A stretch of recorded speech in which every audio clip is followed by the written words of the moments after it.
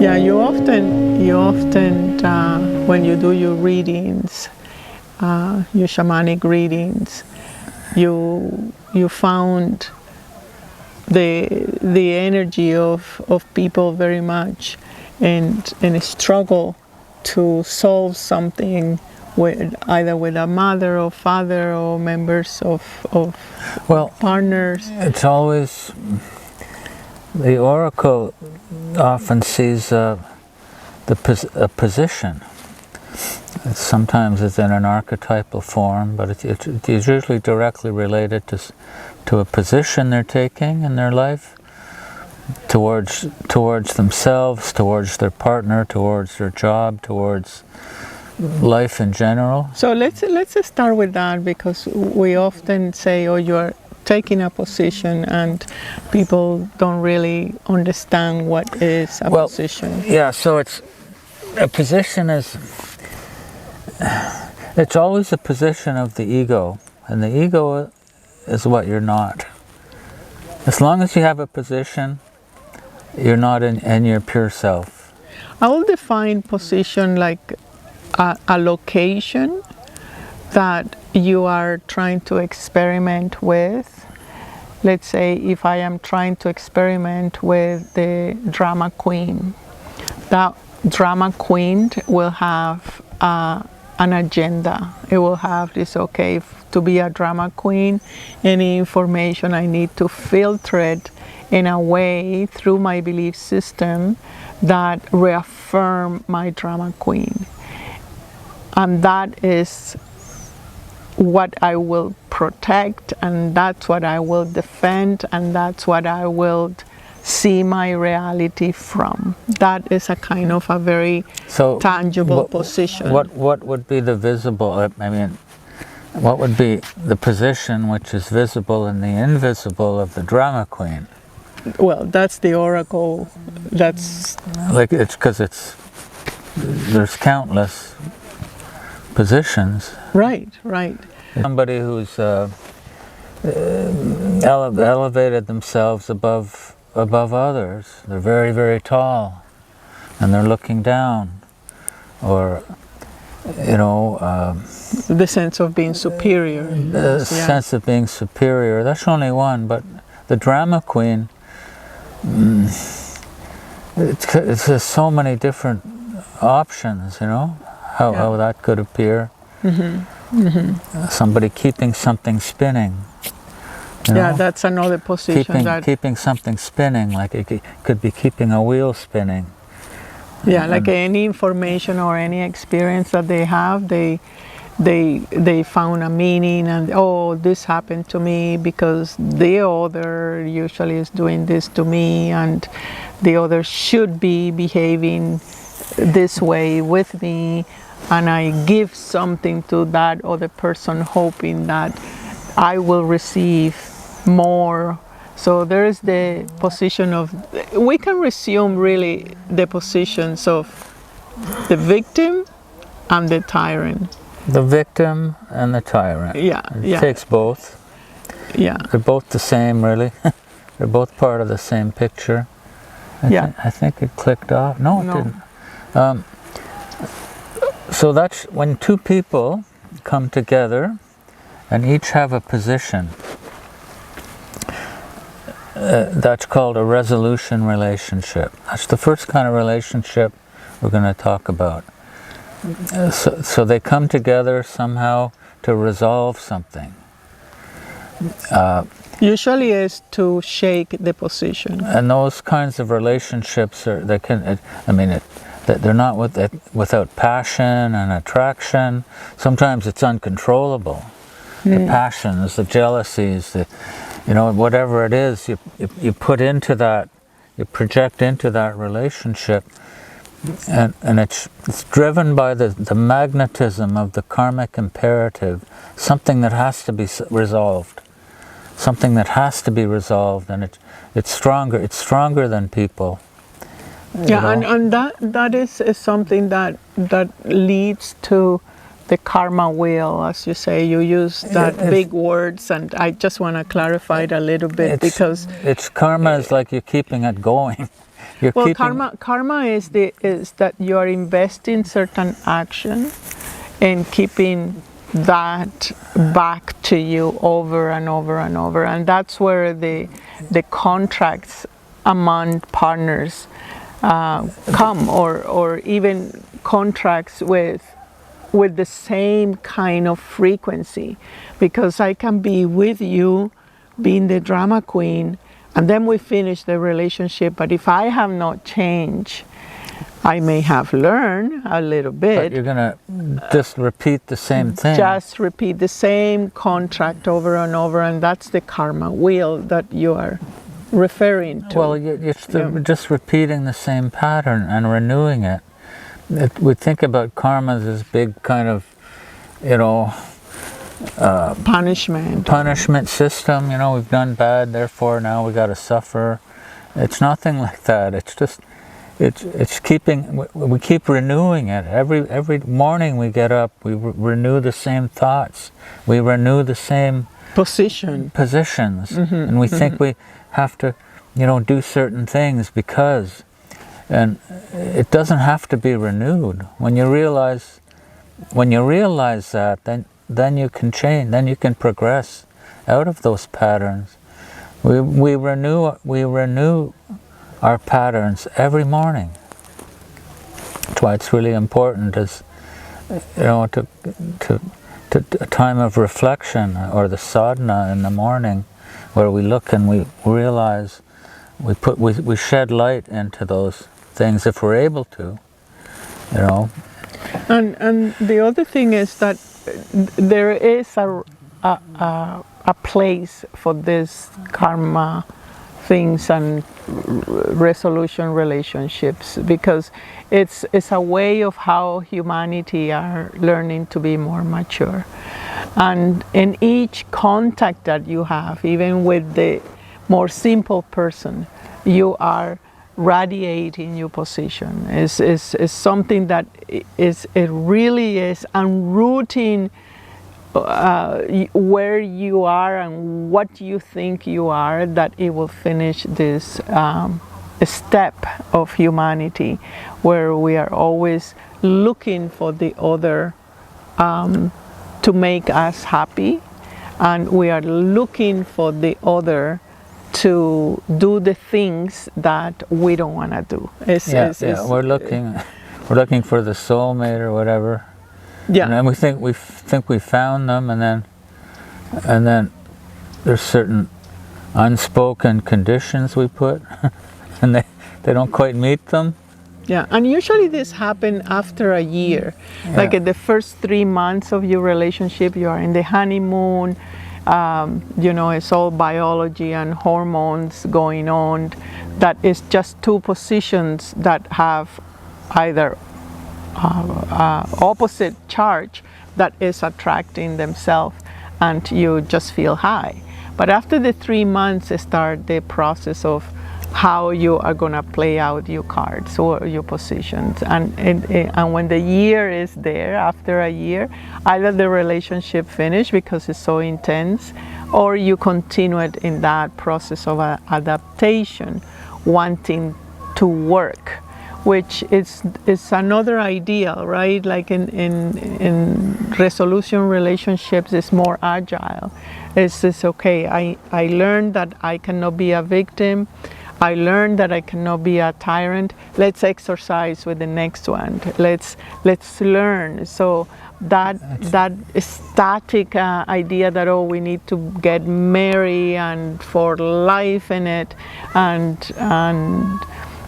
it really is impeding the agility of seeing yourself from different perspectives. So if I have to say something about how to get out of it, it will be responsibility, because it's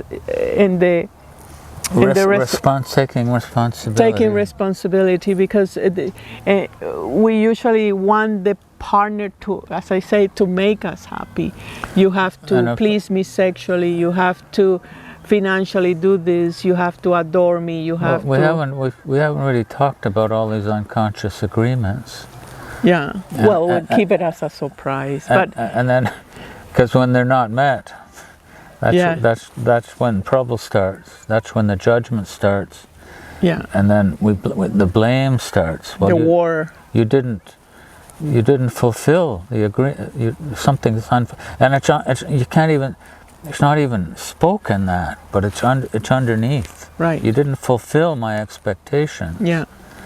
And then you get into the passive aggression and so on.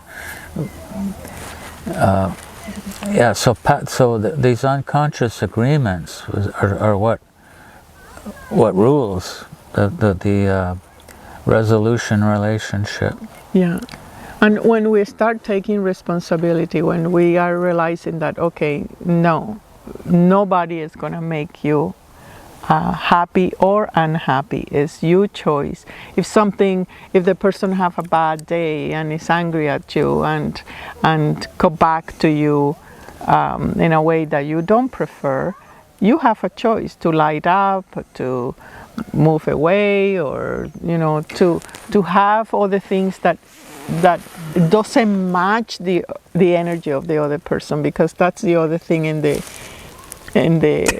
those resolutions. You say, oh, you're ugly. Oh, why you say that I am ugly? You are thinking in another person that and da da da. You lower yourself on the same response of the other person, and then you lose power. It's a lost battle, and this is especially for women, because we tend to believe too much the opinion of the man, and we don't realize that we do have a very strong heart connection.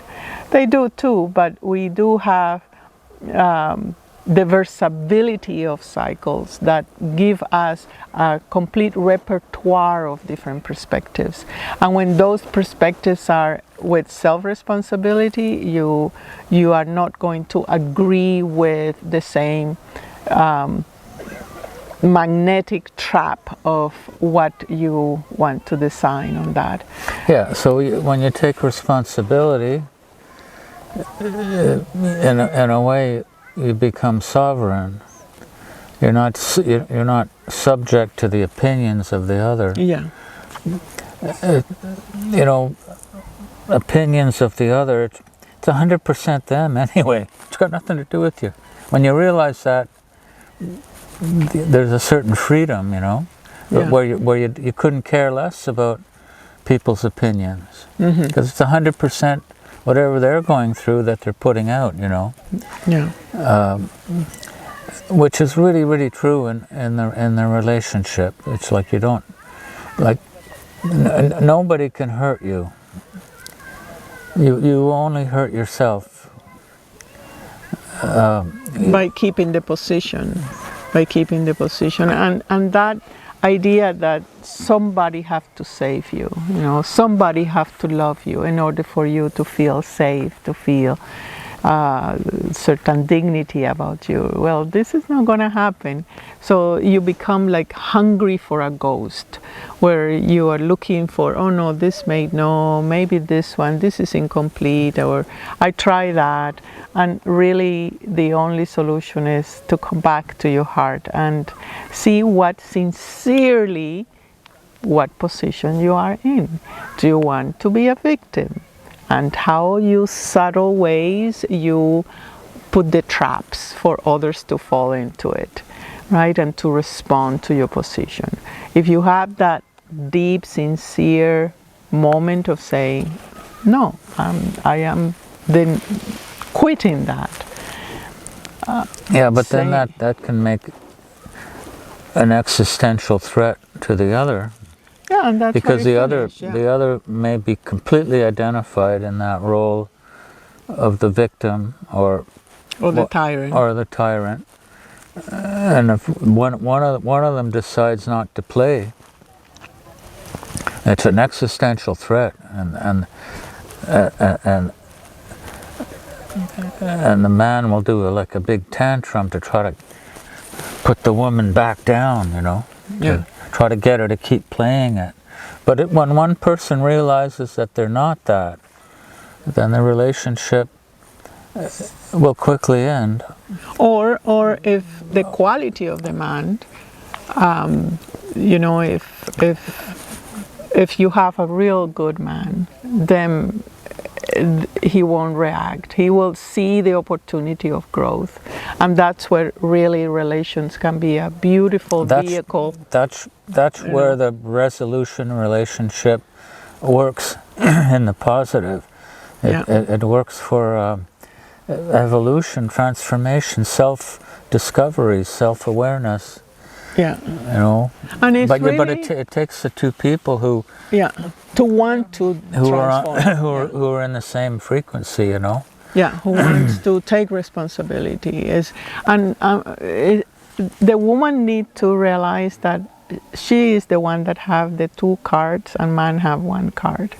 Is at the end is you who have the perspective and the decision that do you want your man to grow or do you want to baby your man and keep it that way because it's convenient for you to keep your position.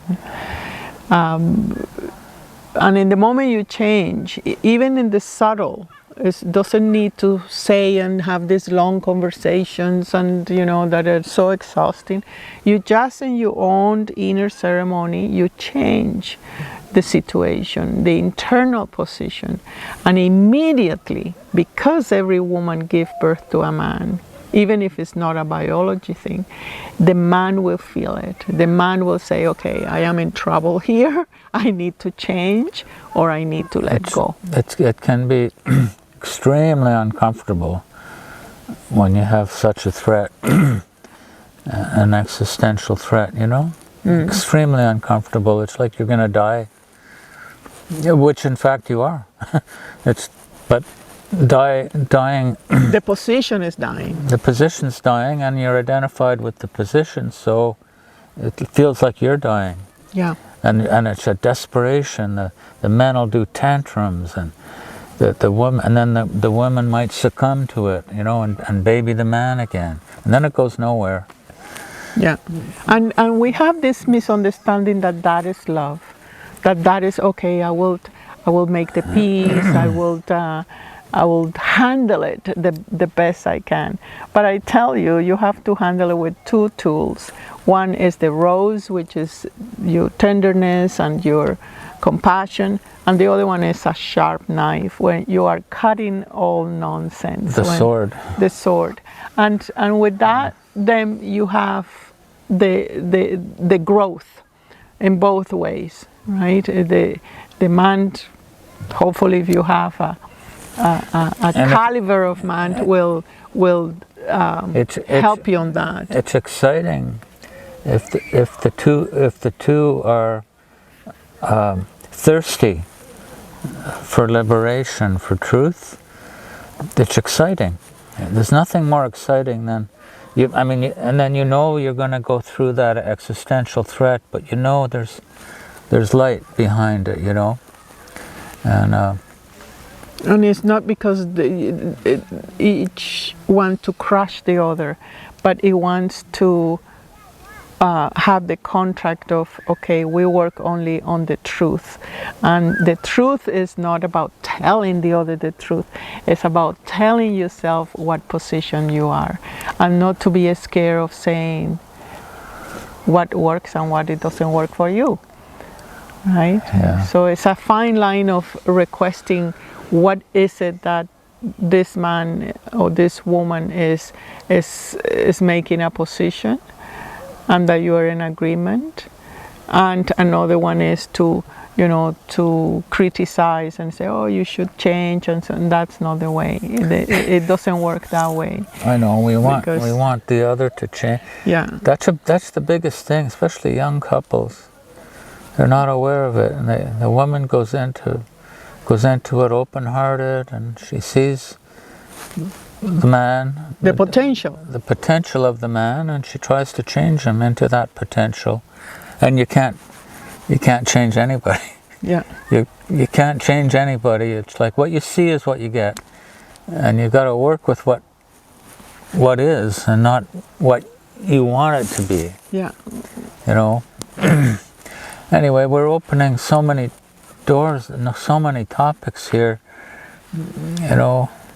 Well, for now, I think the more important part is that you understand what is resolution relationship, what is a position, what position you sincerely have in front of any relationship.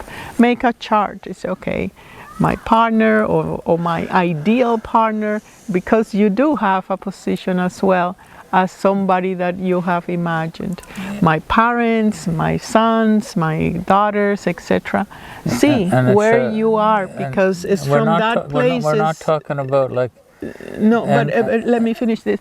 Because it's from that place that you're gonna radiate your relationships. It's from your position that you will radiate any contact you have in your life. You were saying? And we're not talking about endless debate. No. That torturous argument, you know. No. That is when you literally take like you draw, not literally, but you draw a position in the sand, and you defend that position.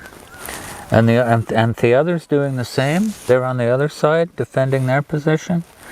It's like an impasse. It's a living hell. You know. Yeah. These types of relationships. Who wins? Yeah. Who's going to win and who's going to lose? Who is right? Who's right and who's wrong? And unfortunately, that's like almost predominant. Yeah, and because people don't realize they're not that one who's taking the position. Yeah. And until you've progressed to realize what you're not your ego.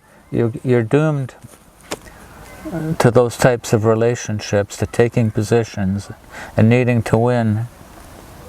Needing to prove your goodness, your loving, your hard work. It's just a sign up for resentment. Yeah. Thank you so much for sitting with us, and join us again for our next video about relationships. See you then. Do your homework. Thank you for listening. Namaste.